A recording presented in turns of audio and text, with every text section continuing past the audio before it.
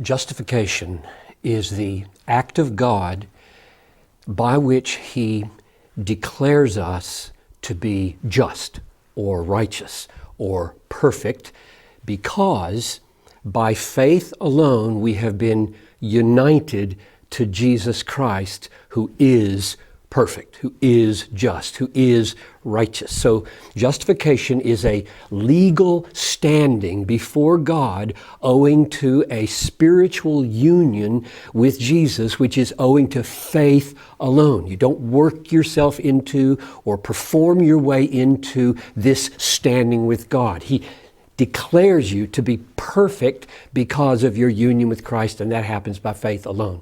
Sanctification is the act of God by which He, through His Spirit and His Word, is conforming you little by little, or in big steps, into the image of His Son. So we are really becoming, in our behavior, righteous, really overcoming imperfections in our sanctification. Now, here's the key question. How do these two relate to each other? And the key verse, I just love this verse, Hebrews 10, verse 14. By a single offering, Christ has perfected for all time those who are being sanctified. Now, think of what that says. Who has been perfected for all time? Has been, it's done, has been perfected for all time? Those who are being perfected, being sanctified, being made holy. He has made you perfectly holy. Who are you? The ones who are becoming holy. Which means that the evidence that you stand holy or perfect or just before God is that you are, by faith, becoming holy.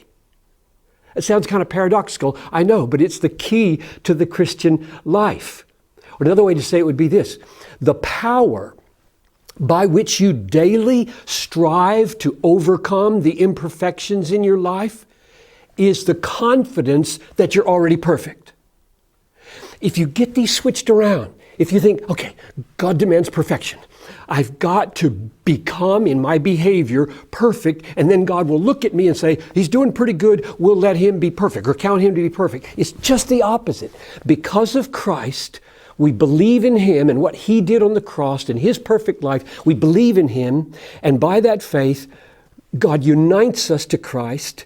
His perfection is counted as ours, so we have now been perfected in Christ. And the evidence that we stand perfected in Christ is that we hate our sin, and we daily, by faith in His promises, strive to overcome the imperfections that exist. So my exhortation would simply be, please don't get these backward. The whole world gets it all backwards. Other religions get it all backwards, where our works and our efforts to overcome our imperfections might make us pleasing to God. You never can get there that way. God reckons us as acceptable, makes us His children, counts us as righteous, and because of that righteousness, we then spend a lifetime becoming what we already are.